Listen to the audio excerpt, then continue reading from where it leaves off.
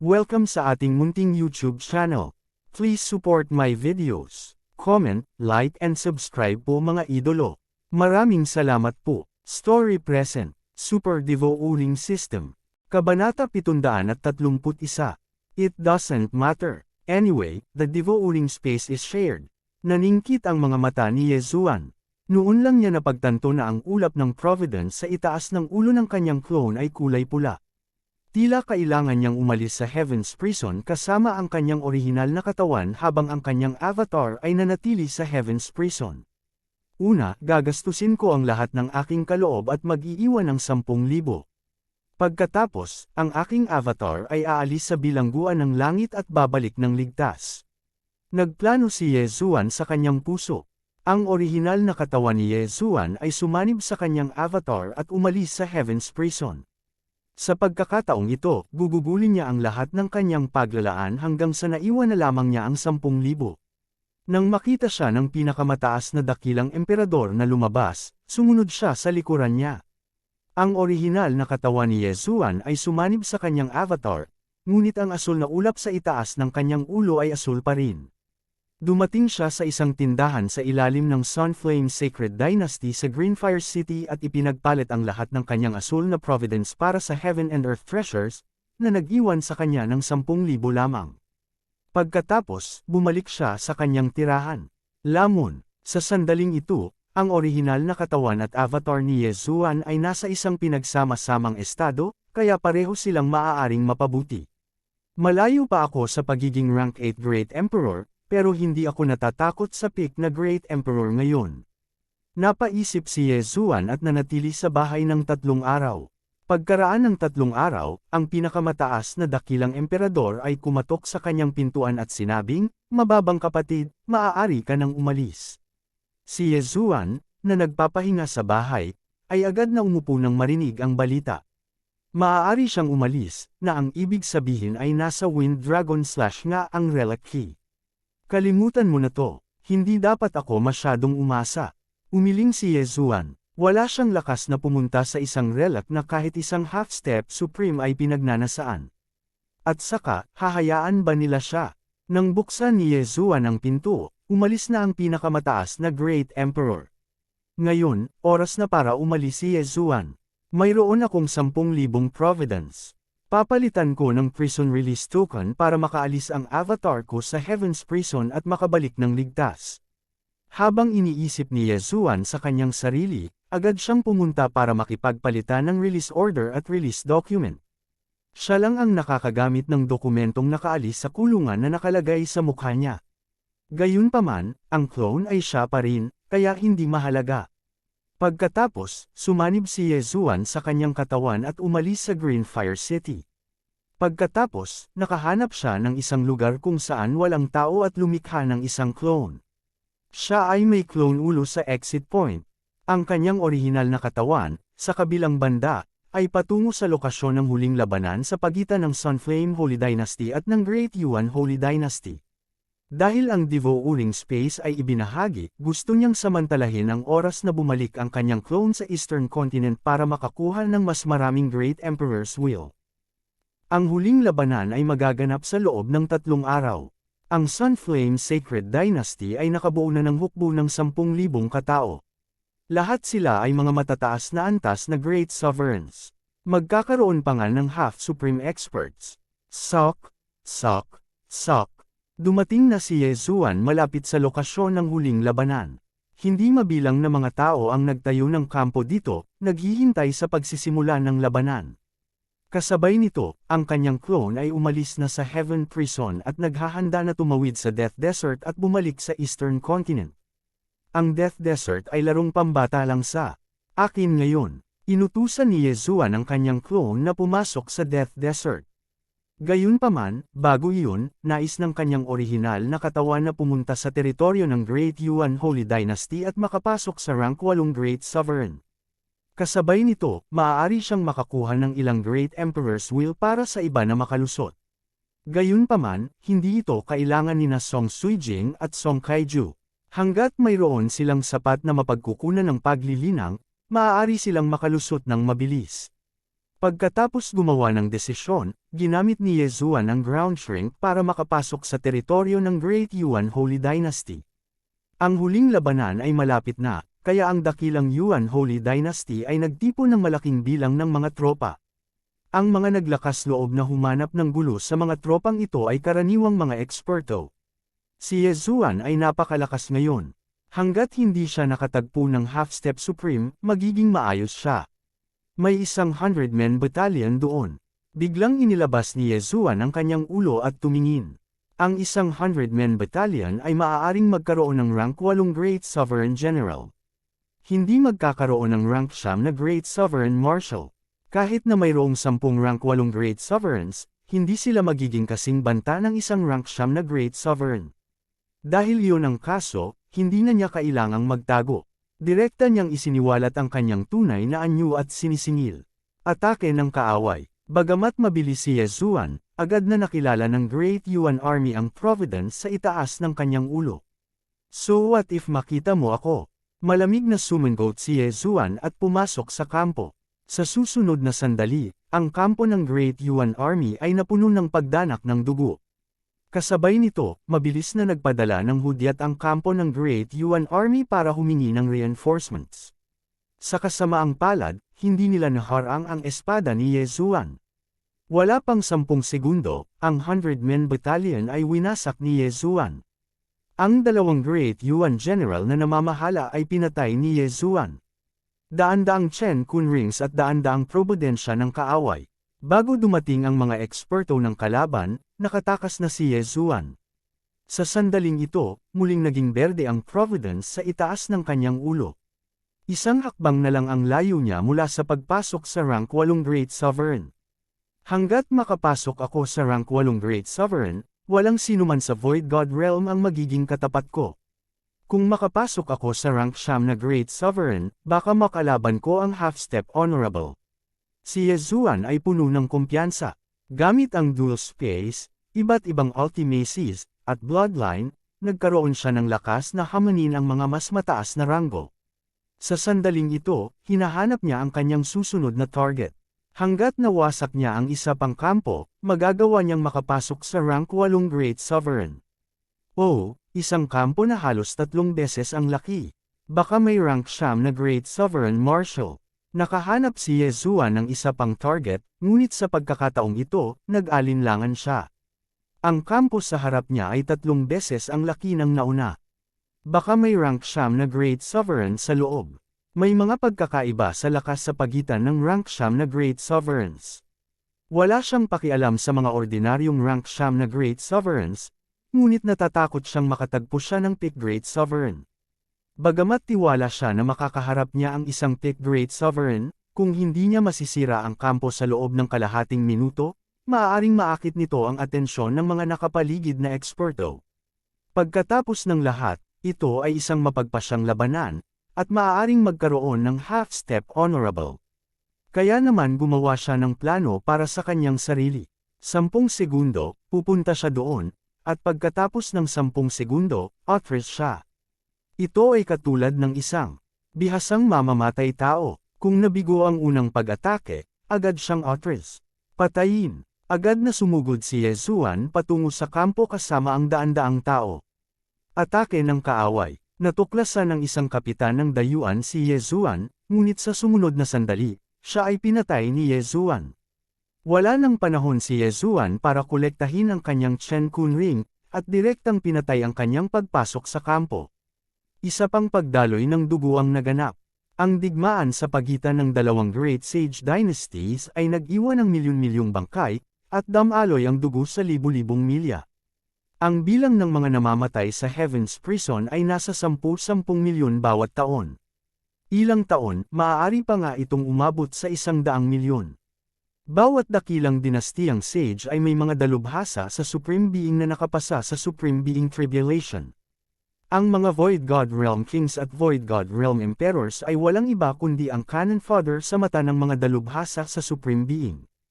Kabanata 732.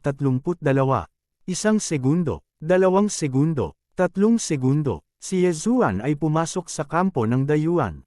Habang ginagamit ang 8 Baron Wind Formation para patayin ang mga kaaway, hawak niya ang isang ordinaryong high-grade Void God weapon sa kanyang kamay at inani ang buhay ng mga kaaway. Bawat segundo, may yin at yang rings na lumilipad patungo sa kanya. Ang buong kampo ay parang isang katayan. Ito ay magulo. Anak, nililigawan mo si kamatayan. Isang malakas na dagandong ang umalangaw-ngaw. May orihinal na ika-9 na Stage Great Emperor at 5 8th Stage Great Emperor sa kampo. Gayunpaman, bago pumasok si Yezuan, may pinakamataas na Great Emperor na nagpapatrolya sa lugar. Thick Great Emperor. Naningkit ang mga mata ni Yezuan. Hindi niya inaasahan na magiging ganito kalala ang kanyang kapalaran. Talagang nakatagpo siya ng isang thick na Great Emperor. Gayunpaman, hindi siya natatakot sa pinakamataas na Great Emperor ngayon. 36 overlapping shadows, 128 layered earth pulse. Tumingin si Yezuan sa marshal ng Great Yuan Army na humahabol sa kanya at buong lakas na umatake. Ang Sword God Bloodline, ang Beast God Bloodline, ang 8th Desolation Sword, ang Earth Pulse, at si Yezuan ay maaaring pumatay ng isang 9th rank Great Emperor sa isang casual na pag-indayog ng kanyang espada. Hindi mapigilan. Ang tuktok ng dakilang emperador ay nagdilim. Ito ay dahil ang layunin ng kanyang dakilang emperador ay walang gaanong epekto. Kung pilit niyang haharangan ang pag-ataking ito, malubha siyang masasaktan. Mabilis siyang umiwas at naglunsad ng matinding pag-atake kay Yezuan. Kasabay nito, dumating ang 9th Stage Great Emperor at 5 8th Stage Great Emperor sa kampo at naglunsad ng group attack kay Yezuan. Haha, mabuti naman. 3 beses tumawa si Yezuan. Sa sandaling ito, 5 segundo na lang ang nakalipas mula nang siya ay makapasok sa kampo ng dayuhan. Tinataya niya na kung walang ibang makikialam, kakailanganin niya ng hindi hihigit sa 5 segundo upang harapin ang pinakamataas na Great Emperor na iyon. Gayunpaman, mayroon na ngayong 6 na dagdag na tao. Sa makatuwid, hindi muna niya kayang harapin ang rurok na Great Emperor na iyon.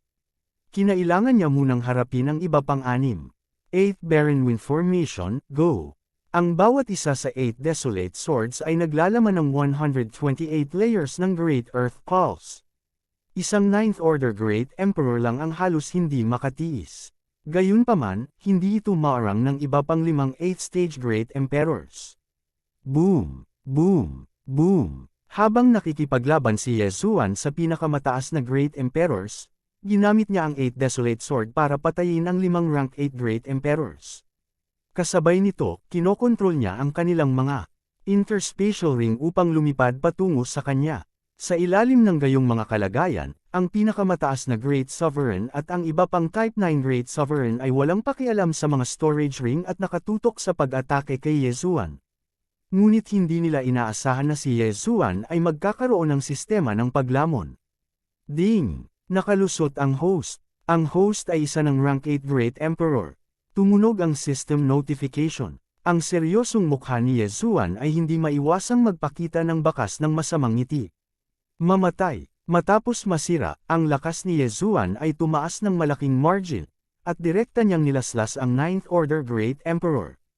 Ang slash na ito ay hindi bababa sa 2 beses na mas mabilis kaysa sa nauna, na hinihiwas sa kalahati ang 9th Order Great Emperor. Instant kill. Isang ika-9 na utos dakilang emperador. Nagulat ang pinakamataas na dakilang emperador. Hindi niya maisip kung bakit napakalakas ni Yezuan. Agad siyang tumalikod at umalis, dahil parang may half-step sovereign na kakalusot lang sa malapit. Sovereign White Dragon, iligtas mo ako. Ang tugatog na dakilang emperador ay umungal, at ang kanyang tinig ay naglakbay ng mahigit 100,000 metro. Soberano, itinaas ni Yezuan ang kanyang kilay, ngunit sa susunod na sandali, naunawaan niya na ang kabilang partido ay marahil ay humihingi lamang ng tulong sa isang kalahating hakbang na soberano. Kahit tawagin mo ang tatay mo, walang kwenta. Naglaslas si Yezuan. Fang! Fang! Fang! Ang pinakamataas na Great Emperor ay tumalikod upang tanggapin ang slash, ngunit nakayanan lamang niya ang ilang 128 layered earth pulse bago siya napatay. Ngayon, hindi lang kayang patayin ni Yezuan ang isang ika-9 na utos na dakilang emperor, ngunit maaari rin niyang patayin ang isang pinakamataas na dakilang emperador.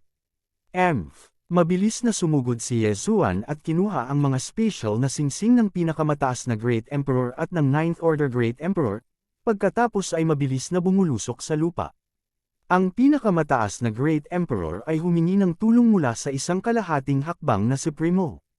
Sa kasalukuyang kaharian ni Yezuan, hindi niya kayang labanan ang isang kalahating hakbang na Supreme, kaya kinailangan niyang umatras. Hindi nagtagal pagkaalis ni Yezuan, dumating ang isang medyo may edad na lalaki. Nakasuot ng puti ang taong ito.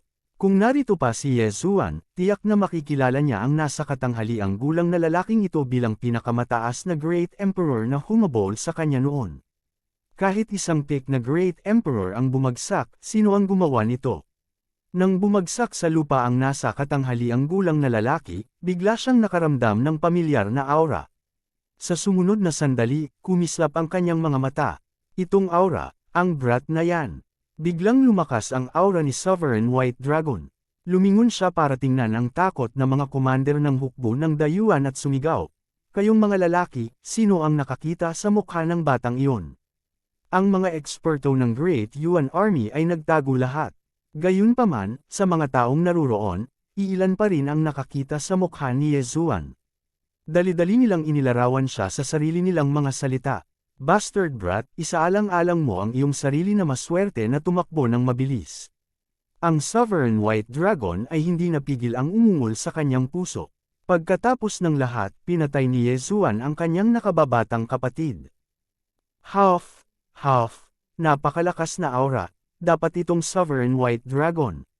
Si Yezuan ay tumakas na sa malayo. Bago siya umalis, naramdaman niya ang isang aura na hindi bababa sa ilang beses na mas malakas kaysa sa pinakamataas na Great Emperor. Takot na takot ito sa kanya kaya napakabilis ng kanyang mga binti. Gayunpaman, hindi niya alam na ang Sovereign White Dragon ang pinakamataas na Great Emperor mula sa White Dragon Mountain noong araw na iyon. Hindi rin niya alam na nakalusot na pala ang kabilang partido. Ngayong nakalusot na ako sa 8th Stage Great Emperor, ang hukbo ng dayuhan ay dapat na nakabantay pagkatapos ng insidenteng ito. Mas mabuting bumalik ako at hintayin silang tatlo para sa huling labanan. Napaisip si Yezuan sa kanyang puso at agad na tumakas pabalik sa teritoryo ng Sunflame Sacred Dynasty. Bago ang huling labanan, maraming eksperto mula sa magkabilang panig ang darating para guluhin sila. Gayunpaman, hindi sila magdudulot ng labis na problema. Pagkatapos ng lahat, ang huling labanan ay isang labanan sa pagitan ng 10,000 tao. Napakaganda ng eksena na maaaring matakot sa Void God Realm Kings. Sa 3 araw na ito, nanatili si Yezuan sa teritoryo ng Sunflame Sacred Dynasty ng masunurin. Kasabay nito, ang kanyang clone ay dumaan na sa Desert of Death at nakarating sa Eastern Continent. Noong panahong iyon, nahiwalay siya kay Wu Shang at sa iba pa at nahuli ng mga bandido sa disyerto. Pagkatapos noon, nakatakas si Wu Shang na may malubhang pinsala habang siya ay ipinadala sa Heaven's Prison. Ilang buwan na ang nakalipas mula noon. Kung babalik si Wu Shang sa Eastern Continent, si Ye Chong at ang iba pa ay magiging labis na sabik. Sa makatuwid, nagmamadaling ipinadala ni Yezuan ang kanyang clone pabalik sa Eastern Continent. Mabilis siyang bumalik sa Sword God Pagoda at lumipad. Sino nandyan? Kaagad, sumigaw ang isang disipulo ng Sword God Palace. Palasyo ng Taiye, Yezuan. Direktang iniulat ng clone ni Yezuan ang kanyang pangalan. Nang marinig ang pangalang ito, nang inag ang katawan ng alagad. Paanong hindi niya kilala si Yezuan? Narito ba ang 8 Desolate Princess at 4 Moon Palace Master? Mabilis na tanong ni Yezuan. Oo, mabilis na tumango ang alagad. Matapos marinig na sina Ye Chong at Jiang Xinyan ay nasa Sword God Palace pa rin, direktang lumipad si Yezuan patungo sa 8 Desolate Palace. Kabanata 733. Walang balita mula kay Yezuan sa nakalipas na ilang buwan. Nakabalik na rin si Wu Shang sa Sword God's Palace sa pamamagitan ng Desert of Death. Sa makatuwid, labis na nag-aalala sina Yezuan at Jiang Xinyan sa kaligtasan ni Yezuan. Natakot si Yezuan na sina Ye Chong at Jiang Xinyan ay lumabas para hanapin siya. Kaya naman, nang bumalik siya, agad siyang sumugod sa 8 Wind Palace. Nagkataon, sina Ye Chong, Jiang Xinyan, Duan Muyun, at ang iba pa ay nagpaplanong pumunta sa Sunflame Holy Dynasty upang magtanong tungkol kay Yezuan. Pare, ina, nakabalik na po ako. Nagmamadaling pumasok si Yezuan. Nang makita ng tatlo si Yezuan, nanginig ang kanilang mga katawan. Agad silang tumayo at bumulalas, Yezuan. Pare, inay, pasensya na po. Nagkaproblema tayo kanina, pero nalutas na ito ngayon. Nakabalik na ba si Senior Brother Wu Shang? Nagmamadaling sabi ni Yezuan. Phew, nakahinga ng maluwag ang tatlo nang makita nilang maayos si Yezuan. Ayos din si Wu Shang. Hinahanap ka namin itong mga nakaraang buwan. Maluwag na sabi ni Ye Chong. Naunawaan din ni Yezuan na ang Sword God's Palace ay may puwersa sa Sunflame Holy Dynasty na binabantayan ng Peerless Sword God. Pagkatapos niyang mawala, dapat ay dinala ni Wu Shang ang balita sa kanya at hiniling sa kanya na tumulong sa paghahanap sa kanya. Gayunpaman, hindi na kailangan iyon ngayon. Paano si Jiang Tianjin? Tanong muli ni Yezuan. Nawala siya tulad mo. Walang balita sa kanya. Umiling si Jiang Xinyan. Walang balita. Kinaikit ni Yezuan ang kanyang mga mata. Noong araw na iyon, gumamit si Jiang Tianjin ng 3 layer ng Heaven Burning Flames para masugatan siya. Pagkatapos noon, nakatakas na siya, dahilan para mahuli siya ni Lord Gio at ipinadala sa Heavenly Prison. Bagamat salamat kay Jiang Tianjin na nakapasok siya sa 8th rank Great Sovereign Realm, kailangan niyang maghiganti. Anong nangyari? Inatake ka ba ni Jiang Tianjin? Kumunot ang noo ni Ye Chong. Hindi, padre. Noong araw na iyon, nagsanib puwersa ang isang grupo namin para labanan ang mga bandido sa disyerto. Sa huli, hindi kami nanalo at nagkalat. Hindi sinasadyang nahuli ako. Maya-maya, may dumaan na senior at iniligtas ako. Gumawa ng kasinungalingan si Yezuan sa mismong lugar. Nakikita ko. Matapos marinig ang mga salitang iyon, sa wakas ay naunawaan na ni Ye Chong at ng iba pa. Sa anumang kaso, si Yezuan ay nakatayo sa harap nila ng buhay. Kung tungkol sa buhay o kamatayan ni Jiang Tianjin, wala silang pakialam. Nga pala, ama, ina, tiyuduan mo, mayroon akong ilang regalo para sa iyo. Biglang ngumisi si Yezuan. Ano? Nagulat silang tatlo. Susunod, kumuha si Yezuan ng 3 high-grade ghost lantern. Nasa loob ang mga kalooban ng 3 dakilang emperador na bumagsak mula sa ika-8 orden. Ito ang Spectre Lantern. Naglalaman ito ng mga habilin ng 3 8th Order Great Emperors na nakolekta ko. Pagkatapos mong pinuhin ito, maaari kang makapasok sa 8th Order Great Emperor Realm. Mahinahong sabi ni Yezuan. Ano? Natigilan si Ye Chong at ang dalawa pa. Ika-8 yugto dakilang emperador. Kailangang malaman ng isa na ang 3 sa kanila ay nakalusot hindi pa gaanong katagal. Sa kanila, nagawa ni Ye Chong na maabot ang 2nd Order Great Emperor Realm sa tulong ng 6 Young Sword God. Ngunit ngayon, biglang sinabi ni Yezuan na mayroon siyang paraan upang matulungan silang makapasok sa 8th Order Great Emperor Realm. Kaagad, naisip nila ang parehong tao. Jiang Tianjin. Na si Jiang Tianjin ay nakakuha ng 3rd Order Great Emperor's Will mula sa 9 Heaven Sword God. Matapos itong pinuhin, nakapasok na siya sa 3rd Order Great Emperor Realm. Kahit na siya ay mas mahina kaysa sa karaniwang 3rd Order Great Emperor Realm, mas malakas pa rin siya kaysa sa kanilang 3. Maswerte ako na nakatagpo ako ng hindi inaasahang pagkikita. Ang kasalukuyang cultivation realm ko ay nasa 7th Order Great Emperor Realm na, mahinahong sabi ni Yezuan. Ang balitang ito ay parang bombang sumabog sa puso nilang 3. Matapos ang ilang buwang hindi pagkikita, si Yezuan ay talagang nakalusot sa 7th Order Great Emperor Realm. Gayunpaman, ang hindi nila alam ay ang kasalukuyang Yezuan ay isa lamang clone. Ang kanyang pangunahing katawan ay nakalusot na sa 8th Order Great Emperor Realm.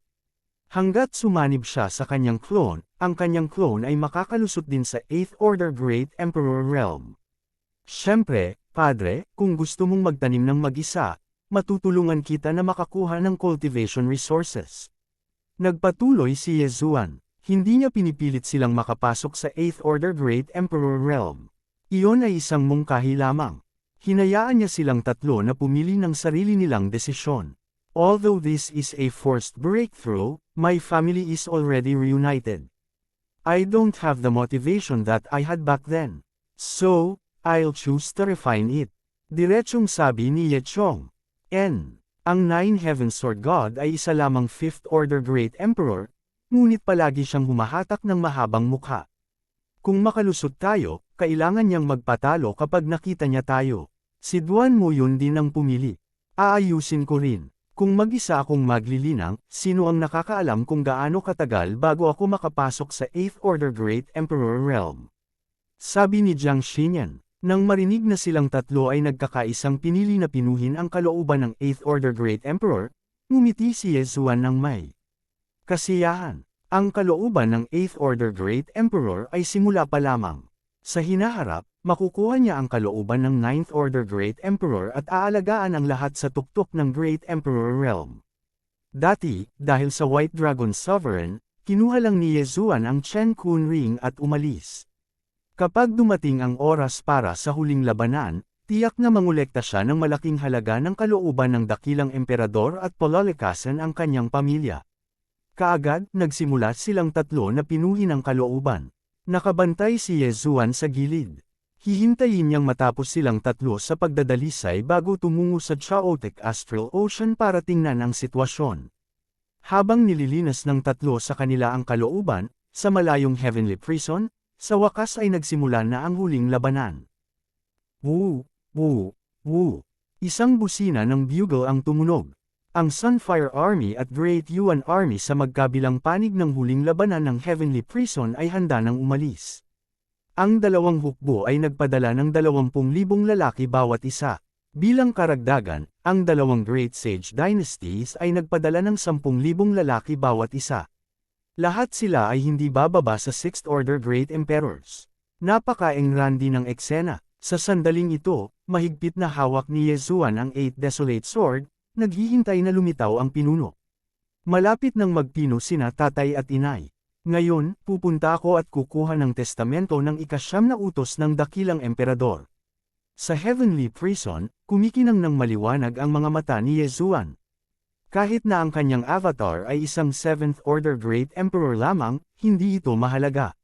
Kung makapasok siya sa 9th Order Great Emperor, kailangan lang niyang mag-merge ng isang beses at ang kanyang avatar ay mapupunta sa 9th Order Great Emperor. Ang kailangan niyang harapin ngayon ay ang huling labanan. Lahat, tumunog na ang busina ng bugle para sa huling labanan. Sa pagkakataong ito, ang huling labanan ay pangungunahan nating tatlo. Biglang lumipad palabas ang tatlong eksperto. Ibinaling ni Yezuan ang kanyang ulo. Bagamat itinago nilang tatlo ang kanilang mga aura, alam ni Yezuan na silang tatlo ay dapat na half-step to sovereign. Ngunit hindi niya alam kung gaano nila tinatakan ang kalooban ng dakilang emperador. Kalahati ba, o 10%? Kaya sila ang mga general sa ilalim ng tatlong dakilang pinuno. Kabilang sa kanila, si Feng Ziang mula sa Greenfire City ang pinakamalakas.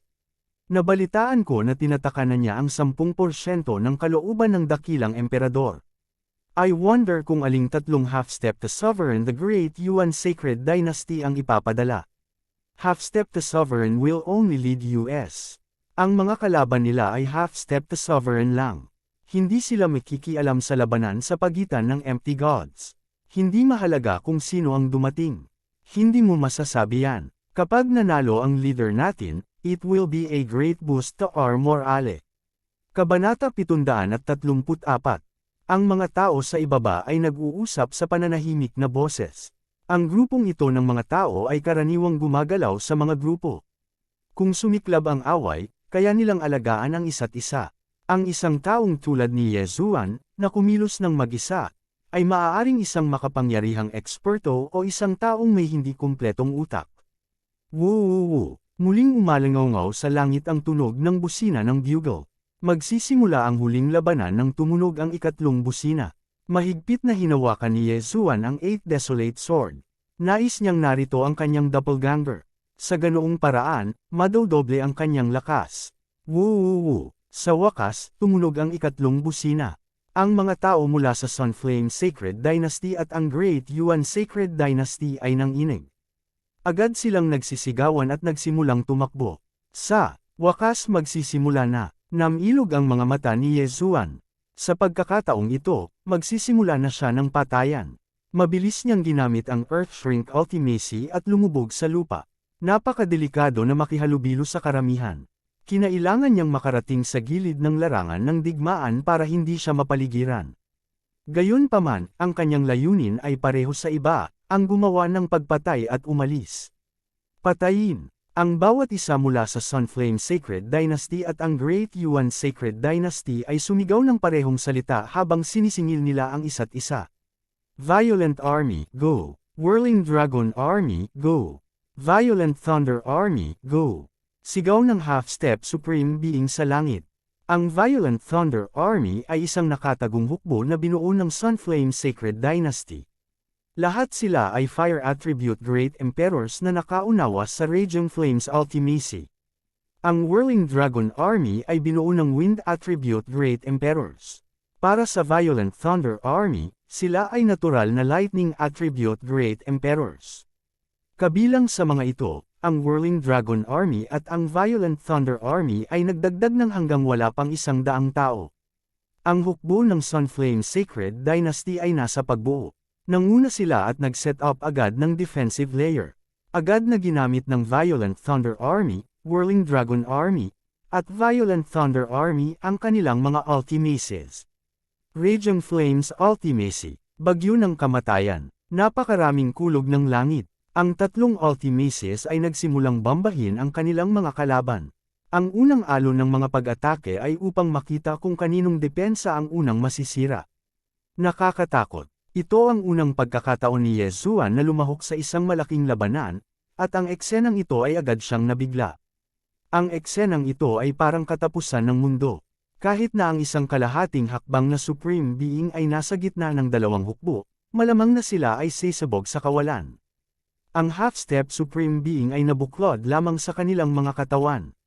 Nakayanan nila ang karamihan sa mga kalooban ng dakilang emperador. Sa pamamagitan lamang ng pagiging Supreme Being mapapaikli ng isang tao ang Supreme Being Golden Body at maging ganap na immune sa kalooban ng Great Emperor. Masyadong nakakatakot. Nang inig si Yezuan sa loob. Sa oras na ito, sumugod na siya sa periphery ng battlefield ng huling labanan at handa na siyang pumatay sa periphery. Sa oras na ito, lumipad ang tatlong Void God Realm Emperors na may kaparehong ideya sa kanya. Brat, you dare to be alone. You're courting death. Ang tatlo sa kanila ay naglunsad ng pinagsama-samang pag-atake kay Yezuan. Kayo na ang mamamatay. Dual Space. Isang liwanag ang kumislap sa mga mata ni Yezuan, at ang kalooban ng isang 8th Order Great Emperor ay sumanib sa espasyo sa paligid niya. Kasabay nito, ang kanilang mga pag-atake ay hinarangan ng mga Wind Blades at Wind Wall. Hindi man lang nagtaas ng kamay si Yezuan. Mamatay. Sila. Tatlong malulutong na tunog ang narinig, at lumipad ang ulo ng tatlo. Ang swerte ni Yezuan ay tumaas ng husto. Anong biro? Tatlong 7th Order Great Emperors ang nangahas na humanap ng problema sa kanya, isang 8th Order Great Emperor. Nililigawan talaga nila si kamatayan. 8 Desolate Sword, basagin. Agad na binasag ni Yezuan ang 8 Desolate Sword, at naging 8 matalim na talam ito at umatake. Siya ay nasa paligid at hindi makulong. Sa ilalim ng gayong mga kalagayan, isang magandang pagpipilian na gamitin ang Death Storm. Gayunpaman, masyadong immoral ang pagpatay sa sarili niyang mga tao nang hindi sinasadya. Miyembro rin siya ng Sunflame Sacred Dynasty, at kailangan niyang isaalang-alang ang malaking larawan. Sa di kalayuan, nasa gitna pa rin ng pagpapalitan ng suntok ang Sunflame Sacred Dynasty at ang hukbo ng Great Yuan Sacred Dynasty. Hindi lang iyon, ngunit ang tatlong half-step Supreme Beings mula sa Sunflame Sacred Dynasty ay nagsimula na ring makipagpalitan ng suntok sa half-step Supreme Beings mula sa Great Yuan Sacred Dynasty. Bagamat hindi sila nakikita ni Yezuan ng malinaw, nakakaramdam siya ng 6 na makapangyarihang aura. Wala akong pakialam masyado. Patayin. Kinokontrol ni Yezuan ang 8 matutulis na talim at sumugod sa isang grupo ng 6 na tao. 36 overlapping shadows, 128 layered earth pulse. Walang sinuman sa ibaba ng half-step Supreme Being Realm ang makatiis sa kanyang mga pag-atake. Kaya niyang pumatay ng ilang tao sa isang welga. Kasama ng 8 matutulis na talam, ang bilis ng pagpatay ni Yezuan ay walang kapantay. Mas maraming tao doon. Panipi, biglang kumislap ang mga mata niya. Nakita niya ang isang grupo ng mga tao na umaatake mula sa malayo, at walang hukbo ng Sunflame Sacred Dynasty sa paligid. Magandang pagkakataon, Deathstorm. Ang mga mata ni Yezuan ay kumislap, at sa susunod na sandali, isang Deathstorm ang nagsimula. Nang gumamit ng malalim na misteryo ang isang dakilang emperador ng ika-8 Orden, ang kanyang bilis ay mas mabilis pa rin kaysa sa isang dakilang emperador ng ika-7 Orden. Sa isang iglap, isang madugong bagyo ang sumiklab sa lugar na iyon. Hindi mabilang na pinutol na mga paa ang lumipad palabas mula sa langit, at ang Universe Ring ay lumipad patungo kay Yezuan ng walang pagbubukod. Kasabay nito, ang malaking bilang ng interspatial rings ay nakakuha ng atensyon ng ilang tao. Anong joke? Gusto mong agawin ang mga gamit ni Yezuan? Malamig na bamantong hininga si Yezuan. Mabilis niyang binunot ang kanyang espada at pinatay ang mga nagnanasa sa kanyang interspatial rings. Ang ilan sa kanila ay mula sa Sunflame Sacred Dynasty, habang ang iba ay mula sa Dayuan Sacred Dynasty. 12 ng interspatial ring ang nahulog sa mga kamay ni Yezuan. Sa isang pag-iisip, nilamon ni Yezuan ang lahat ng nasa loob. Ngayon, simula ng pagkolekta ng kalooban ng dakilang emperador. Biglang naalala ni Yezuan ang bagay na ito. Agad niyang inilabas ang Spirit Lantern at nagsimulang mangolekta. Siya ay mula sa Spirit Sect. Patayin siya. Nang makita ito ng iba ay agad silang nagalit. Hindi ko kailangan na sabihin mo sa akin kung ano ang gagawin. Pinandilatan sila ni Yezuan. Sa susunod na sandali, ang mga napupuot sa kanya ay hindi nakakilos. Kalooban at dual space ng 8th Order Great Emperor. Kahit na ang pinakamataas na bilis ng paggalaw ng Great Emperor ay mababawasan ng 80%. Ang 80% na bilis ng paggalaw ay parang tupa na naghihintay na katayin. Mamatay. Walang pakialam si Yezuan kung saang kampo sila nanggaling. Hindi magkakaroon ng magandang wakas ang mga naglakas loob na puntiryahin siya. Hiss. Ang kanilang mga leeg ay hiniwa ng talam ng hangin. Lumipad ang kanilang mga ulo at ang kanilang mga interspatial ring ay lumipad patungo kay Yezuan ng walang pagbubukod. Ngayon, walang nang ahas na pukawin si Yezuan. Umatras silang lahat, maging ang Sunflame Sacred Dynasty o ang Dayuan Sacred Dynasty, lahat sila ay nagtago sa malayo. Not bad. Ang layunin ko sa pagkakataong ito ay lumikha ng ika-9 na utos dakilang emperador. Hindi ito sapat. Bahagyang kumulubot ang mga sulok ng bibig ni Yezuan. Sa pagkakataong ito, diretso siyang sumugod sa karamihan. 36 na magkakapatong na anino. 128 layered earth pulse. 8 barren wind formation. Sa sandaling ito, si Yezuan ay parang isang harvester. Kahit saan siya magpunta, magkakaroon ng bloodbath. Ang bilang ng mga taong napatay niya ay umabot na sa daan-daan. Kabanata 735.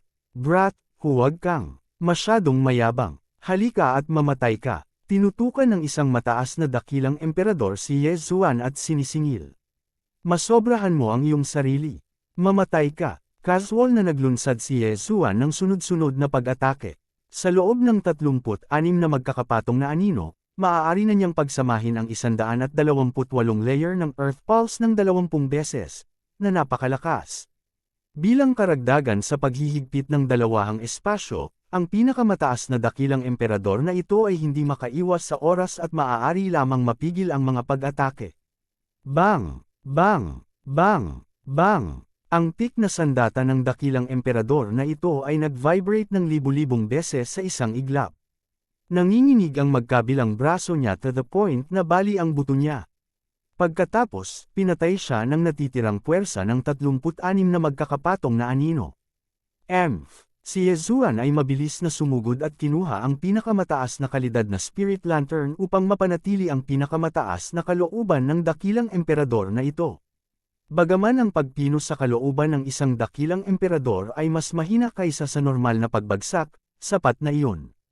Ngayon, ang lakas ni Yezuan ay nagulat sa daan-daang tao sa paligid niya. Lahat sila ay umatras, ngunit hindi pinabayaan ni Yezuan ang sinuman sa kanila. Bawat segundo, mahigit 10 bangkay ang bumabagsak mula sa langit. Kasabay nito, mahigit 10 interspatial ring ang lumipad patungo kay Yezuan na parang mga bulalakaw na nakasisilaw. Sa oras na ito, naging berde na ang swerte ni Yezuan. Napakadilim na malapit sa asol. Ang dami niyang pinatay, lalo siyang naging matapang at mas malakas. Patuloy siyang sumulong at sumugod patungo sa direksyon ng hukbong dayuhan. Kamatayan Storm. Direktang nagsagawa ng napakalakas na death storm si Yezuan sa gitna ng kaaway. Hindi mabilang na mga talam ng hangin ang hamampas, at isa pang ulan ng dugo ang bumagsak mula sa langit. Matapos harapin ang 100 man-phalanx na ito, lumipat si Yezuan sa pangalawa. Sa mga taong naruroon, maliban sa 6 na kalahating hakbang na pinakamataas na dalubhasa sa kalangitan, siya lamang ang naglakas loob na gawin iyon. Kahit na ang pinakamataas na Great Emperor ay kailangang umatras kapag ang daan-daang mataas na antas ng Great Emperors ay sabay-sabay na umatake. Gayunpaman, ang bilis ni Yezuan ay napakabilis.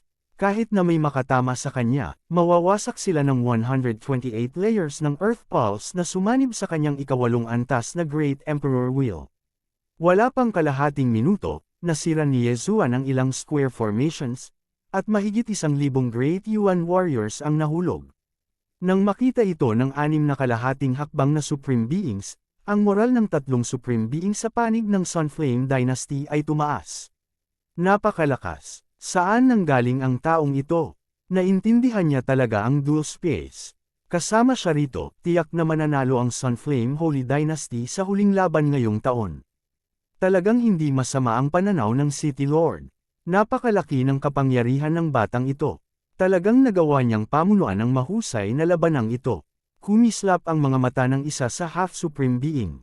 Ang City Lord na iniisip niya ay ang City Lord ng Blue Fire City, ang puting buhok na matandang nakakilala kay Yezuan ng 2 beses at ipinagpalit ang Twin Fruit para sa Wind Dragon Slash. Ang Great Decisive Battle ay ginaganap taon-taon, ngunit kakaunti lamang ang nakakaalam na may malaking benepisyo sa likod nito.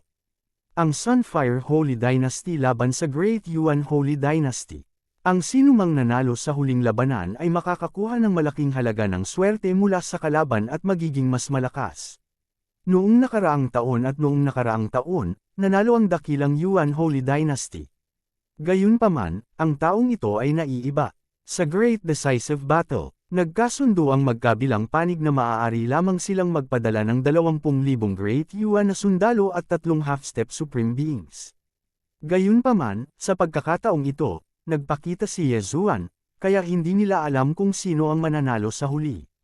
Gayunpaman, sa sandaling ito, ang isa sa mga Supreme Beings na nakaputi mula sa Great Yuan Holy Dynasty ay nasulyapan. Nang makita niya ang mukha ni Yezuan, nang inig ang kanyang katawan. Itong batang ito, ang Supreme Being na ito na may puting damit ay ang Pick Great Emperor mula sa White Dragon Mountain. Siya ay kilala bilang Supreme Being White Dragon. Sa pagkakataong ito, nag-apply na siya para lumahok sa Great Decisive Battle. Kung maakay niya ang dakilang Yuan Holy Dynasty sa tagumpay, tiyak na maa-promote siya. Gayunpaman, ngayong nakita na niya ang kaaway na pumatay sa kanyang kapatid, hindi na siya makaupo pa. Basta, papatayin kita. Galit na galit si Supreme Being White Dragon. Iniwan niya ang kanyang kalaban at sinugod si Yezuan. Ano? Nagulat ang iba pang 2 half-step na Supreme Beings mula sa Great Yuan Holy Dynasty at ang 3 half-step Supreme Beings mula sa Sunfire Holy Dynasty. Hindi nila inaasahan na biglang susugod ang Supreme Being White Dragon. Ikaw ay lumabag sa mga patakaran. Sa sandaling iyon, agad na sumigaw ang kalahating hakbang na Supreme Being mula sa Greenfire City. Supreme Being White Dragon, anong ginagawa mo? Sigaw ng isa sa kalahating hakbang na Supreme Being mula sa Great Yuan Holy Dynasty. Bawal kaming makialam. Sigaw din nung isa. Gayunpaman, hindi man lang lumingon si Supreme Being White Dragon habang sumusugod siya sa kanyang kalaban. Humph! Ang kalahating hakbang na Supreme Being mula sa Greenfire City ay agad na inipon ang lahat ng kanyang lakas at sumugod pasulong, agad na naharang ang Supreme Being White Dragon. Kamahalan, kinakatawan mo ang dakilang Yuan Holy Dynasty. Hindi ka pinapayagang makialam sa labanan sa pagitan ng mga empty gods. Nilabag mo ang mga patakaran. Ang kalahating hakbang na Supreme Being mula sa Greenfire City ay kumislap habang siya ay malamig na sumigaw. Umalis ka sa daan ko. Tinitigan ni Supreme Being White Dragon ang figure na ilang libong metro ang layo at sumigaw sa mahinang boses. Sa sandaling ito, ang apat na figure sa himpapawid ay tumigil din at lumapit. Supreme Being White Dragon, nilabag mo ang mga patakaran. Malamig na sabi ng Supreme Being na nakadamit na kulay abo mula sa Great Yuan Holy Dynasty. Sa sandaling ito, naalala ng Supreme Being White Dragon na kinakatawan niya ang Great Yuan Holy Dynasty. Kung aatakihin niya si Yezuan, ito ay katumbas ng labanan ng Supreme Being, at matatalo ang Great Yuan Holy Dynasty. Sa ganitong paraan, mawawalan ng malaking swerte ang dakilang Yuan Holy Dynasty. Sa oras na iyon, hindi siya makakatakas sa kamatayan. Hindi pa ako umaatake. Biglang nagkaroon ng inspirasyon ng Supreme Being White Dragon at sinabing, natigilan ang lahat. Sa katunayan, ang Supreme Being White Dragon ay dumaan lamang sa gilid. Hindi siya umaatake ng iba, kaya hindi ito isang paglabag sa mga patakaran. Sige, ulitin natin. Agad na nag-away muli ang anim sa kanila. Gayunpaman, ang kaguluhan dito ay nakakuha ng atensyon ng ilang tao, kabilang si Yezuan. Siya yun. Nakalusot na siya sa kalahating hakbang na antas ng Supreme Being. Panipi, nakilala ni Yezuan ang nasa katanghaliang gulang na lalaking nakaputi. Siya ang Thick Great Emperor na humabol sa kanya. Hindi niya inaasahan na nakalusot ang nasa katanghaliang gulang na lalaking nakaputi. Ngayon lang kung hindi siya napigilan ng half-step Supreme Being mula sa Sunflame Holy Dynasty, napipilitan na sana siyang makipag-away sa middle-aged na lalaki. Good fellow, he has broken through. Mukhang kailangan kong maging mas mabilis. Nang inag ang puso ni Yezuan, at pinabilis niya ang kanyang bilis. Sa pagkakataong ito, ang kanyang layunin ay makapasok sa ikasyam na yugto ng dakilang emperador, at pagkatapos ay tingnan kung kaya niyang labanan ang isang kalahating hakbang na Supreme Being. Hanggat nakapasok siya sa ikasyam na yugto ng dakilang emperador, kumpiyansa siya na makakalaban niya ang Supreme Being White Dragon, nakakapasok lang. Ang Supreme Being White Dragon sa hangin ay nakabantay kay Yezuan habang siya ay lumalaban, natatakot na si Yezuan ay tumakas. Gayunpaman, ang hindi niya alam ay hindi basta-basta aalis si Yezuan. Ang gusto niyang gawin ay makalusot. Patayin, patayin, patayin. Si Yezuan ay parang isang god of slaughter, na patuloy na lumilipat sa Great Yuan Army. Kahit saan siya dumaan, maraming mga bangkay. Kasabay nito, ang kaharian ni Yezuan ay patuloy ding lumalaki. Sa tansya niya ay makakalusot siya sa 1 minuto. Ang kanyang lakas ay labis na nagulat sa lahat, kabilang ang ilang kalahating hakbang na Supreme Beings. Kabanata 736. Ang Sunflame Sacred Dynasty at ang Great Yuan Sacred Dynasty ay nagpadala ng 20,000 tropa para sa huling labanan.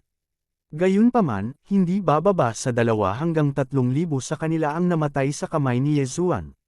10 segundo, 20 segundo, 30 segundo. Nagpatuloy si Yezuan sa pagpatay sa bilis na 10 tao bawat segundo.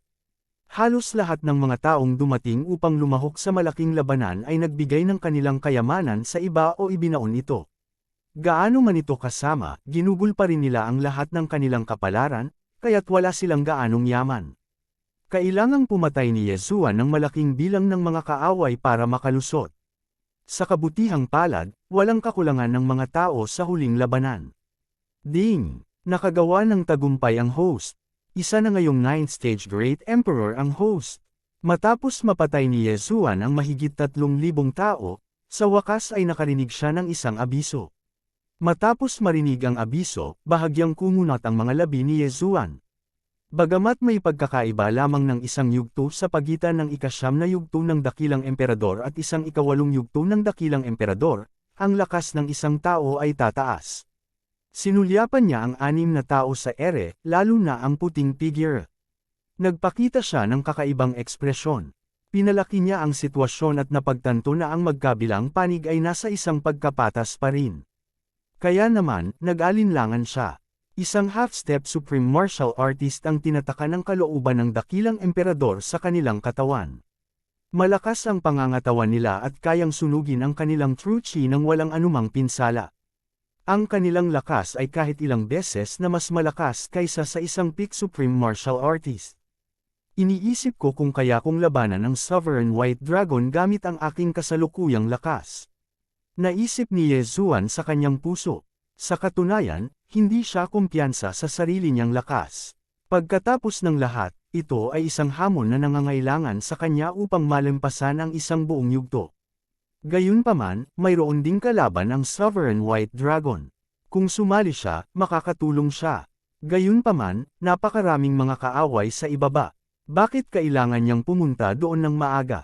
Sok-sok, harapin muna natin ang mga kalaban sa ibaba. Namilog ang mga mata ni Yezuan. Pagkatapos gumawa ng isang pambihirang tagumpay, ang kanyang bilis ng pagpatay ay nadouble man lang. Sa tuwing siya ay pumatay, ang kanyang paglilinang ay bubuti ng kaunti.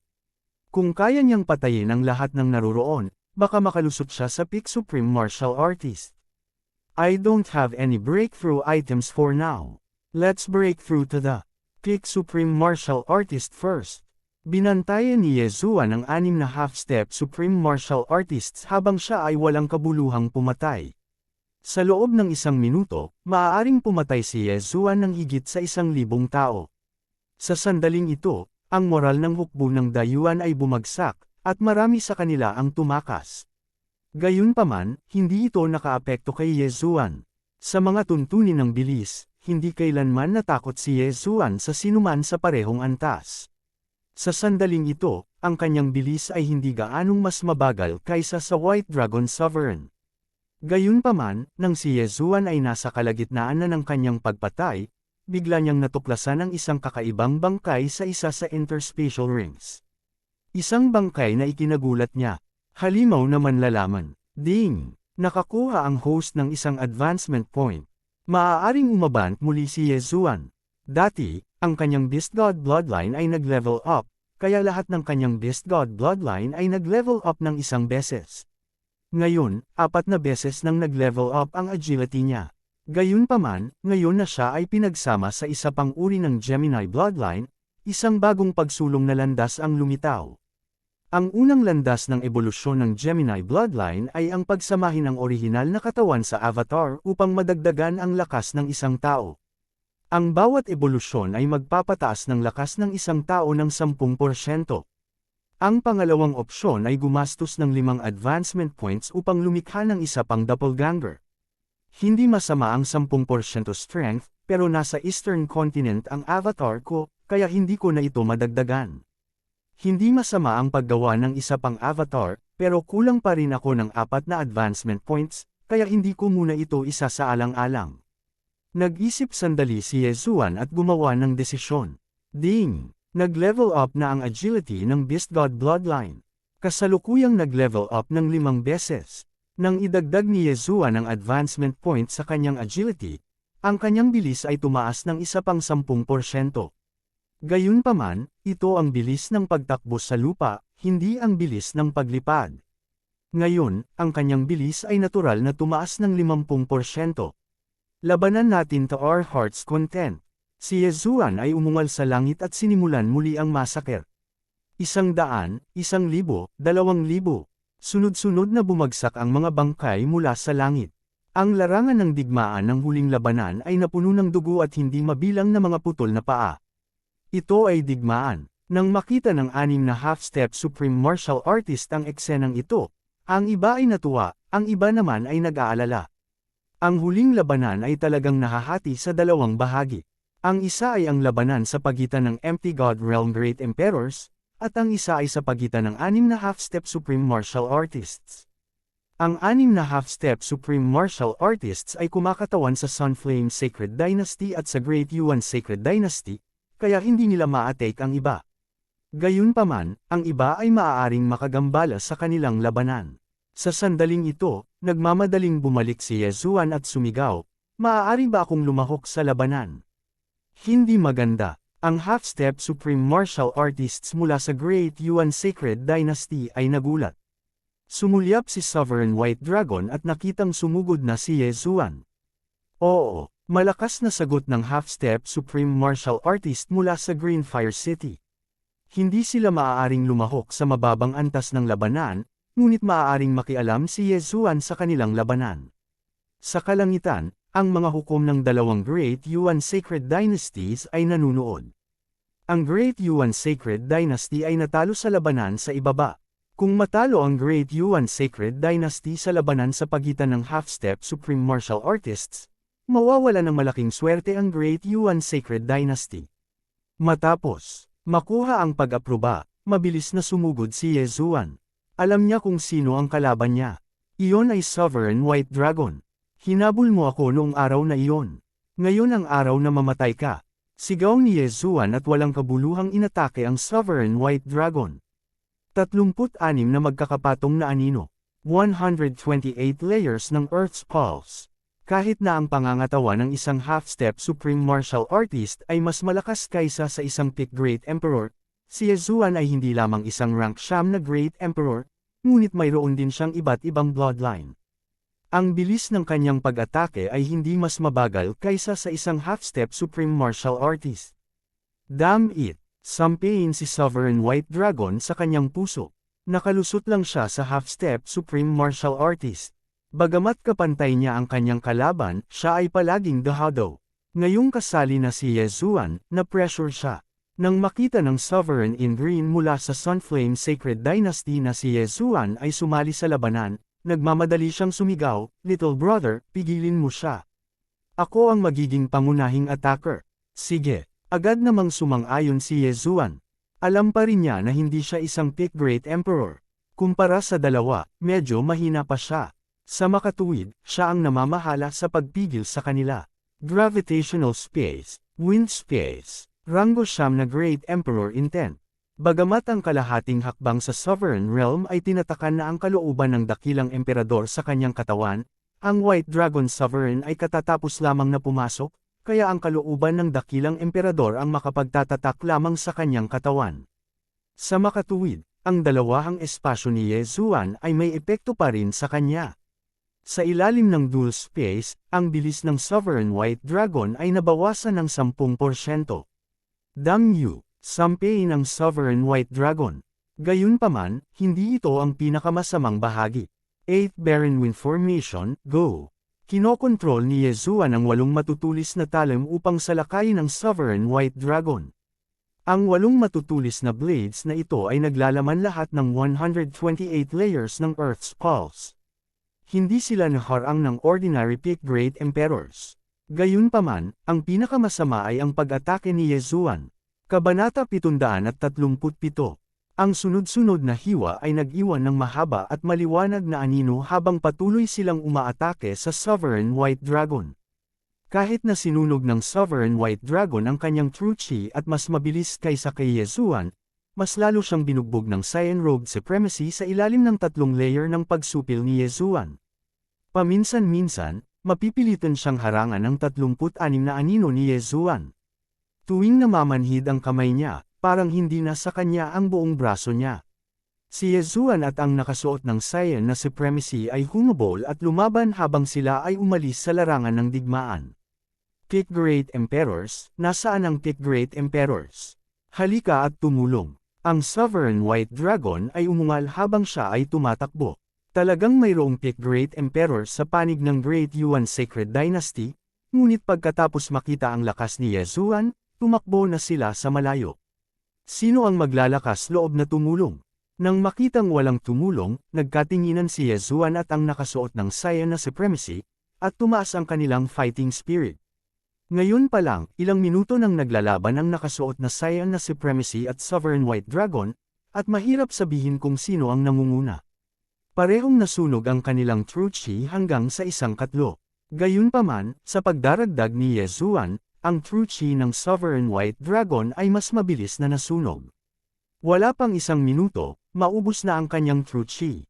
Alam ng Sovereign White Dragon na hindi siya mananalo, kaya tumalikod siya at tumakbo. Chase, hindi siya pinakawala ng Supremacy na nakasuot ng Cyan. Ang 3 sa kanila ay kumakatawan sa Sunflame Sacred Dynasty sa labanang ito. Kung kaya nilang patayin ang half-step Supremacy ng kalaban, isa itong malaking kontribusyon. Natural na hindi pa kakawala ni Ye Zuan ang pagkakataong ito na talunin ang isang nalulunod na aso. Agad niyang ginamit ang dual space at hinabol siya. Kahit na masunog ng half-step supremacy ang kanilang true chi at lumipad ng mas mabilis, mayroon si Yezuan ng dual space para mapabilis. Hindi lamang niya mapapabilis ang kanyang bilis, ngunit nakinabang din ang supremacy na nakasuot ng Saiyan. Bukod dito, ang pagtaas ay mas mataas kaysa noong ginamit upang paghigpitan ang Sovereign White Dragon. Haha, bigla kang naliwanagan. Dead meat ka. Nanlaki ang mga mata ni Yezuan. Ang dual space ay maaari lamang bawasan ang bilis ng Sovereign White Dragon ng 10%. Gayunpaman, kung ang dual space ay ginamit upang taasan ang bilis ng Sovereign White Dragon ng 20% o 30%. Damn it, damn bastard. Ang Supremacy White Dragon ay patuloy na nagmumura. Sa oras na ito, iniisip din niya ang kanyang puso. Iniisip niya kung mamamatay ba siya. Kung mamamatay siya, tiyak nakakalad ka rin niya si Yezuan. Gayunpaman, hindi siya nagkaroon ng pagkakataong iyon.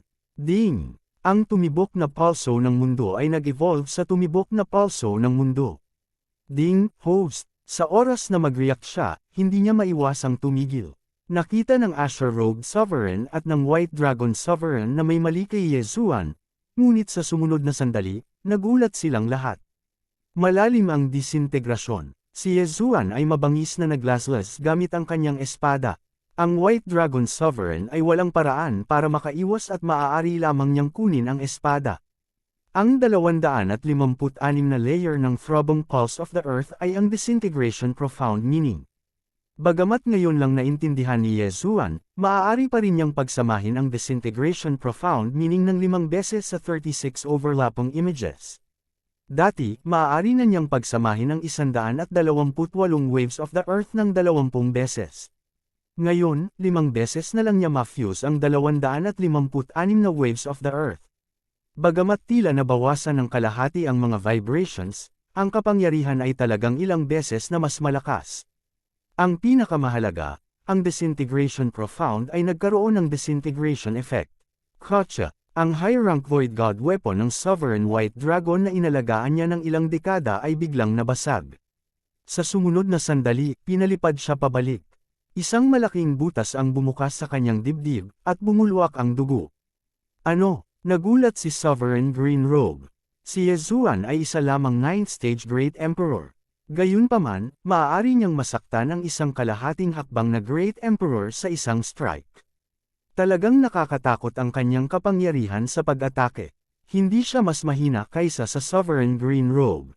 The Disintegration Profound. Talagang naintindihan niya ang Disintegration Profound. Iyan ang pinakamalakas na profound sa attack power. Hindi napigilan ni Sovereign Green Robe na malunok ang kanyang laway. Gayunpaman, hindi ito ang oras para mabigla. Kinailangan niyang patayin muna ang Sovereign White Dragon bago bumalik para tumulong. 2 beses na natalo ang Sunflame Sacred Dynasty sa Heaven Prison na ito. Hindi na nila kayang matalo muli sa pagkakataong ito. Kaagad, sumugod ang nakasuot ng Saiyan na Supreme Being. Hindi. Ang Sovereign White Dragon ay umungal sa kalangitan. Ang isang kalahating hakbang na dakilang emperador ay isa lamang kalahating hakbang na dakilang emperador kung tutuusin. Tinatakan lamang niya ang kalooban ng dakilang emperador sa kanyang katawan upang lubos na pagandahin ang kanyang pangangatawan. Hindi ito ang tunay na Sovereign Golden Body. Sa sandaling ito, nilapitan ng Supremacy na nakasuot ng Saiyan ang matinding na sugatan na White Dragon Supremacy. Pagkatapos, sa isang hiwa ng kanyang espada, naputol ang kanyang ulo. Kasabay nito, nakahinga rin ng maluwag si Yezuan. Bagamat hindi niya napatay ang Sovereign White Dragon gamit ang sarili niyang mga kamay, alam niya na ang kanyang kasalukuyang lakas ay malamang na sapat na upang labanan ang isang kalahating hakbang na Great Emperor. Bagamat kalahating hakbang lang ang Great Emperor, isa pa rin itong magandang senyales. Ang Sovereign White Dragon ay nakalusot lang, kaya malamang na wala masyadong laman ang kanyang singsing. Hindi mapakali si Yezuan na hilingin ito. Little brother, eto na ang gamit mo. Sa sandaling ito, biglang ibinato ng nakasuot na Saiyan na Sovereign ang White Dragon Sovereign's Universe Ring kay Yezuan. Salamat, Senyor. Nagmamadaling nagpasalamat si Yezuan. Pagkatapos niyang mahuli ang singsing, ang kanyang paglilinang ay biglang tumaas ng malaking margin. Ang singsing na ito ay nagpahintulot sa kanya na maabot ang rurok ng Great Emperor Realm.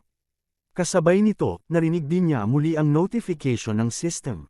Sa katunayan, upang makapasok mula sa tuktok ng Great Emperor Realm hanggang sa kalahating hakbang na Great Emperor Realm, kailangan ng isang tao na tinatawag na Supreme Elixir. Hindi pa niya ito narinig noon. Bumalik tayo at tumulong. Mabilis na tumalikod si Sovereign Green Robe at nagmamadaling bumalik. Ginamit din ni Ye Zuan ang Dual Space para suportahan ang kanyang sarili at ang Sovereign Green Robe habang nagmamadali silang bumalik. Ngayon, ang Sunflame Sacred Dynasty ay may 4 na eksperto, habang ang Great Yuan Sacred Dynasty ay may natitira na lamang. Ang huling labanan na ito ay higit pa o hindi gaanong napagpasyahan. Sa katunayan, maaaring aminin ng isa ang pagkatalo sa huling labanan.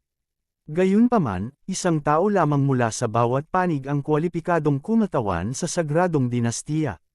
Ang kinatawan ng Sunflame Sacred Dynasty ay ang kalahating hakbang na kinatawan ng Great Yuan Sacred Dynasty, habang ang kinatawan ng Great Yuan Sacred Dynasty ay isang matandang lalaki na may puting kilay. Kalimutan mo na ito. Kami, ang dakilang Yuan Sacred Dynasty, ay umaamin ng pagkatalo sa huling labanang ito ng 10th Heaven's Prison. Ang matandang lalaki na may puting kilay ay tinatakan lamang ang 10% ng lakas ng kalooban ng dakilang emperador. Totoo rin ito para sa kalahating hakbang na kinatawan ng Great Yuan Sacred Dynasty. Wala silang kalamangan sa larangan ng paglilinang at dahado sila sa bilang. Kung patuloy silang lalaban, siguradong matatalo sila. Kung patuloy silang lumaban, baka mamatay pa sila. Nang marinig ito, ang kalahating hakbang na Great Yuan Sacred Dynasty ay tumango at ikinuyom ang kanyang kamao. Salamat dahil hinayaan mo akong manalo. Ang Sunflame Sacred Dynasty ay natalo na ng 2 magkasunod na laban sa 10th Heaven's Prison. Ngayon, sa wakas ay nanalo na sila ng ilang mukha. Gayunpaman, sa sandaling ito, 2 lalaki na may napakagandang damit ang biglang bumaba mula sa langit. Kinilala sila ng ilang kalahating hakbang na kinatawan ng Great Yuan Sacred Dynasty. Ang isa sa kanila ay opisyal mula sa Sunflame Sacred Dynasty, habang ang isa ay opisyal mula sa Great Yuan Sacred Dynasty. Sa huling labanang ito, ang Sunflame Sacred Dynasty ay nanalo sa magkabilang panig. Sana ay may hatid mo ang vital energy sa tamang oras. Kinuyam ng opisyal mula sa Sunflame Sacred Dynasty ang kanyang kamao at sinabing, Kabanata 738. Huwag mag-alala, ang dakilang Yuan Sacred Dynasty ay hindi babalik sa aming salita, malamig na sabi ng opisyal ng Great Yuan Sacred Dynasty. Malamig na sigaw ng opisyal mula sa Great Yuan Sacred Dynasty. Hindi siya mukhang masaya. Pagkatapos ng lahat, ang dakilang Yuan Sacred Dynasty ay nanalo ng 2 beses na magkasunod. Hindi niya akalain na sa pagkakataong ito, iistorbo sila ng isang binata. Maya-maya pa ay umalis na siya. Tapos na ang laban. Labis na nasiyahan ng opisyal ng Sunflame Sacred Dynasty. Tumingin siya sa 4 na tao sa ibaba at sinabing, very good. Kahit ako ay hindi ko inaasahan na ang magkabilang panig ang mananalo sa laban na ito. Kayong 3 ay bibigyan ng first-class merit. Pagkatapos niyang magsalita, bumagsak ang tingin ng opisyal kay Ye Zuan habang sinabi niya, hindi ka rin masama. Bibigyan kita ng Baron's Order dito. Bago niya matapos ang pagsasalita, isang gintong liwanag ang kumislap patungo kay Ye Zuan. Walang kamalay-malay na sinalo ito ni Ye Zuan at nakitang isa itong Golden Command Medallion.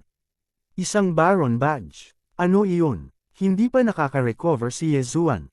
Paliwanag ng Quasi-Supreme ng Cyan Fire City, gamit ang Baron Badge na ito, maaari kang pumunta sa Imperial Capital at maging isang Baron. Bagamat Baron lamang ito, hanggat patuloy kang gumagawa ng mga kontribusyon, maa-promote ka. Sa sandaling ito, nag-isip ng salita si Ye Zuan. Isang opisyal at isang marangal. Ang ating 10th Heaven's Prison ay ang pinakamasama sa lahat ng Heavenly Prisons. Gayunpaman, ang 3 tycoon ng ating Heavenly Prison ay pawang mga Viscount, sabi ng Cyan-Robed Sovereign.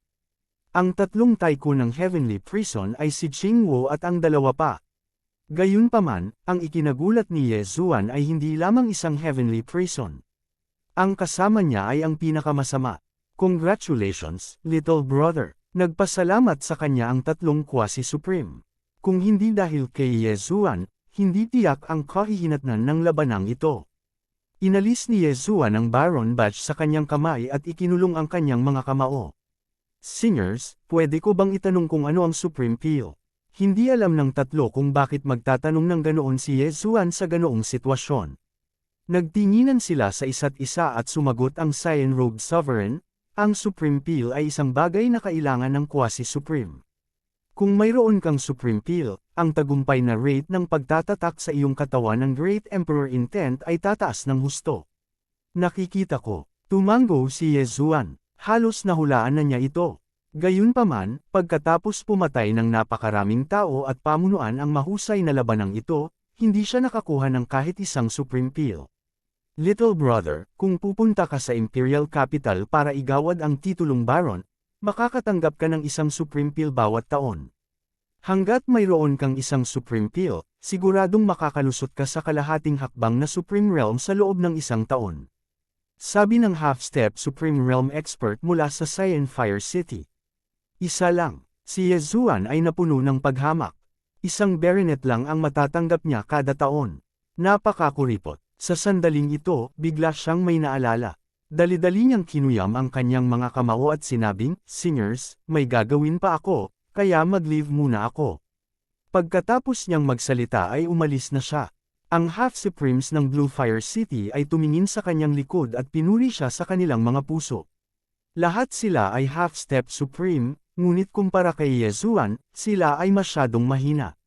Pagkatapos ng lahat, noong sila ay nasa maagang 20s, sila ay mga Void God Realm Great Emperors lamang.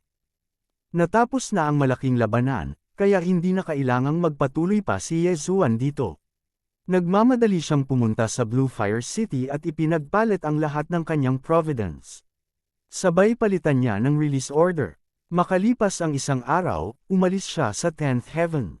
Treason. Ang aking orihinal na katawan ay umabot na sa tuktok ng Great Emperor Realm, ngunit nang hindi nagsasama, ang aking Clones Realm at Ultimacy ay hindi maa-update. Dapat akong bumalik muna sa Eastern Continent.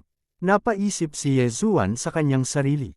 Bagamat napakahalaga ng Supreme Peel, at ito ang susi sa pagpasok sa kalahating hakbang na Supreme Realm, naalala pa rin niya ang kabaitan ni Hermit Zuan Zhongshan.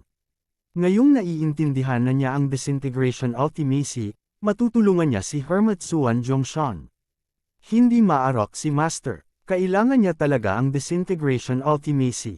Natatakot ako na ang lakas niya ay hindi kasing simple ng isang ordinaryong Great Emperor Realm. Baka isa siyang half-step Supreme Realm expert. Ngayon, nagsimulang pagdudahan ni Yezuan ang lakas ni Hermit Zuan Zhongshan.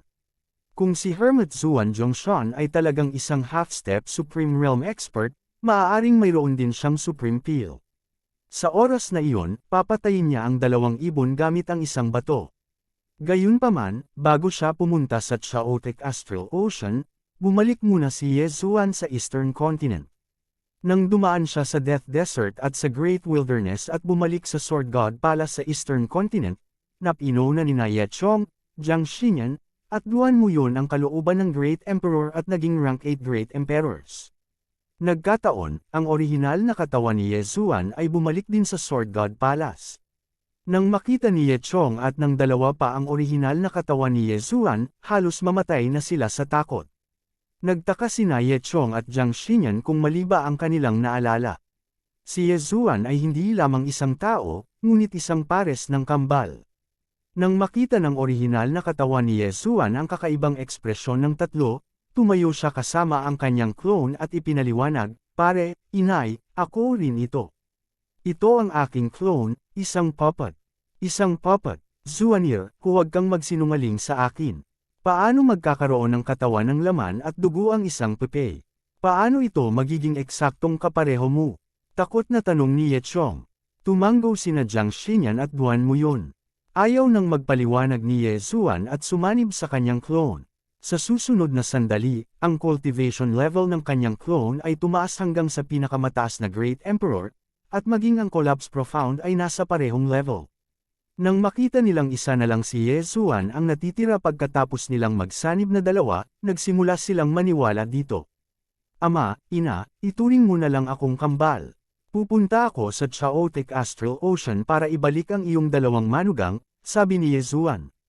Sa katunayan, Alam na ni Ye Chong na may kasintahang si Ye Zuan, ngunit hindi pa niya ito nakita noon. Ngayong pinaalalahanan siya ni Ye Zuan, mayroon talagang isa pa. 2 Ye Zuan, 2 manugang, ito. Siyempre, mas madaling tanggapin ito kaysa sa 2 Ye Zuan at 1 manugang. Okay. Bilasan mo at ibalik mo sila. Wala nang pakialam si Jiang Xinyan. Sa sandaling iyon, direktang umalis si Ye Zuan. Gayunpaman, bago iyon, nag-iwan pa rin siya ng 3 ghost lantern. Lahat sila ay naglalaman ng kalooban ng dakilang emperador ng ika-9 na orden. Kung tungkol sa kanyang orihinal na katawan at clone, nagsanib na sila at nagtungo sa Chaotic Astral Ocean.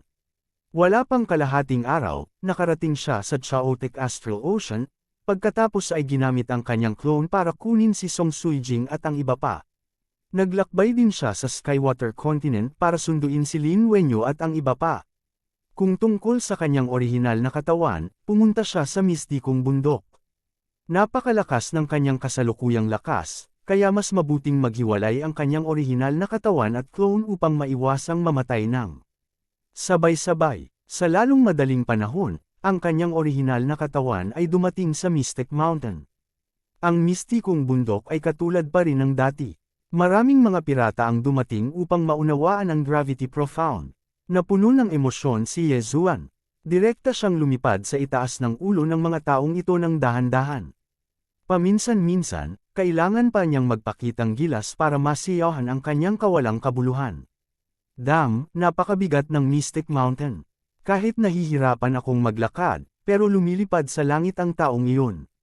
Sabi na kapag naintindihan ng isa ang Gravity Profound, hindi na sila maaapektuhan ng gravity ng Mystic Mountain.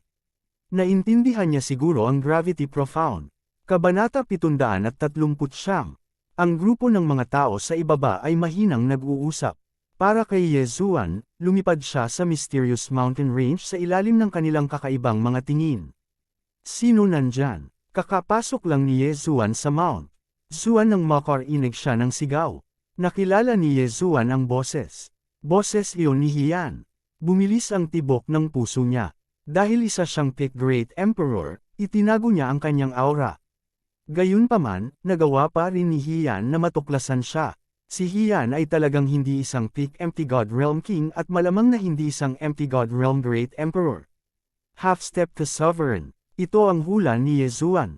Senior Kuya He, ako na. I'm back.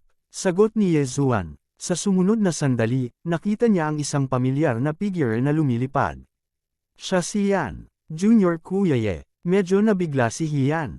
Naghihintay siya sa Mount. Zuan nang bigla siyang nakaramdam ng aura. Kaya naman, lumipad siya palabas. Hindi niya inaasahan na ito ay si Ye Zuan. Senior Brother He, alam kong hindi ka ordinaryong tao. Pabirong sabi ni Ye Zuan. Ngumiti si Hiyan at sinabing, Junior Brother Ye, hindi ka rin isang ordinaryong tao. Nakalusot ka na sa Pick Great Emperor sa napakaikling panahon. Nakabalik ka ngayon. Pwede bang? Tama, naintindihan ko na ang Disintegration Ultimacy. Bumalik ako para suklian ang kabutihan ni Master. Tumango si Ye Zuan. Ano? Nagulat si Hiyan nang marinig niya ito. Talagang naiintindihan ni Ye Zuan ang Disintegration Ultimacy. Nang umalis si Ye Zuan sa isla ng Mount Zuan Zhongshan, ang Mount Zuan Zhongshan ay kumuha ng ilan pang mga disipulo. Ang mga disipulong ito ay may mahusay na kakayahan. Ang mas naunang naintindihan ng Ultimacy, mas mabuti. Habang tumatagal, mas mahirap itong intindihin. Kung ang isang tao ay makakatanggap ng patnubay kapag ang isa ay nasa Empty God Realm, magiging mas madali para sa isa na maunawaan ang Ultimacy. Gayunpaman, tila hindi na kailangan para sa ngayon. Halika, Junior Kuya Ye, bigyan mo ako ng slash. Excited na sabi ni Hiyan. Senior Brother He, ito. Nagulat si Ye Zuan. Sa pagtingin sa poster ni Hiyan, parang gusto ni Hiyan na matanggap ang kanyang Disintegration Ultimacy. Kailangang malaman ng isa na kahit ang Sovereign White Dragon ay hindi matanggap ang kanyang kasalukuyang pag-atake. Gayunpaman, nag-react siya sa susunod na sandali. Sinusubukan lang ni Hiyan. Siya yan. Hindi naman kailangan ni Hiyan na gumamit ng 36 na overlapping shadows. Senior Kuya, ingat ka. Hindi gumamit si Yezuan ng anumang martial arts habang nilaslas niya ang isang napaka-ordinaryong sword shi patungo kay Hiyan. Ang sword shi na ito ay napakabagal. Direktang sumuntok si Hiyan. Sa isang iglap, ang mga alon ng chi ay lumundag. Bang! Bang! Bang! Bang! Ang dalawang puwersang nagbanggaan ay agad na yumunig sa atake ni Yezuan. Naunawaan din ni Yezuan na ito ang gusto ni Mountain Master Xuanzong. Sa pagkakataong iyon ay agad siyang sumunod sa kanya. Dinala ni Hiyan si Yezuan sa kagubatan ng kawayan at sumigaw, "Guro, nakabalik na si Junior Brother." Bago pa siya makatapos, bumukas ang pinto sa kahoy na bahay at lumabas si Hermit Xuan Zhongshan. Yezuan, naiintindihan mo ba talaga ang disintegration ultimacy? Gulat na tanong ni Ermitanyo Xuan Zhongshan. Bagamat nagkaroon ng silent array formation sa kagubatan ng kawayan, narinig pa rin niya ang paggalaw kanina. Mabuti na lang at hindi kita binaygo. Guro, naintindihan ko na. Mataimtim na tumanggaw si Yezuan. Mabuti, mabuti, mabuti. Ang ermitanyo na si Xuan Zhongshan ay nagsabi ng mabuti ng tatlong magkakasunod. Mas excited pa siya kaysa kay Hiyan. Gayunpaman, upang maging ligtas, sinubukan pa rin niya ito mismo.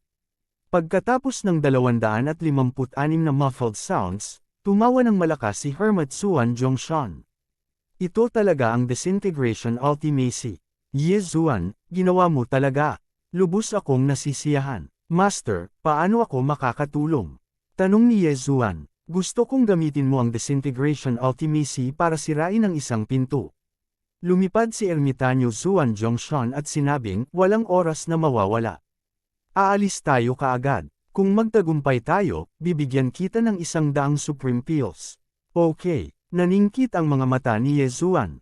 Sa katunayan, hindi niya kailangan ng 100 Supreme Pills. Isa lang ang kailangan niya para makapasok sa kalahating hakbang na Supreme Realm. Siyempre, maaari niyang ubusin ng direkta ang natitirang 79 na mga table tasks upang mapataas ang kanyang paglilinang. Agad na inakay ni Hermit Xuan Zhongshan sina Yezuan at Hiyan palayo sa Xuan Zhongshan Island. Sinundan siya ni Yezuan at nagtanong, Guro, saan tayo pupunta? Sa silangang kontinente, ang disyerto ng kamatayan. Paliwanag ni Ermitanyo Xuan Zhongshan. Ano? Nagulat si Yezuan. Kagagaling lang niya sa Desert of Death. Hindi niya inaasahan na ang pinto na kahit si Hermit Xuan Zhongshan, isang half-step supreme, ay hindi masira ay nasa Desert of Death. Hindi na nagtanong pa si Yezuan at patuloy na sumunod. Hindi nagtagal, pumasok sila sa Desert of Death mula sa Chaotic Astral Ocean. Pagkatapos, sa pamumuno ni Hermit Xuan Zhongshan, pumasok sila sa Desert of Death.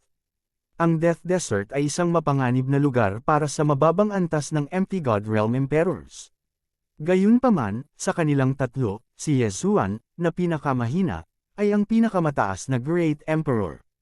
Paano magkakaroon ng problema? Ginamit nila ang kanilang Great Emperor willpower para itulak ang kumunoy palayo at nagpatuloy sa pagsisid.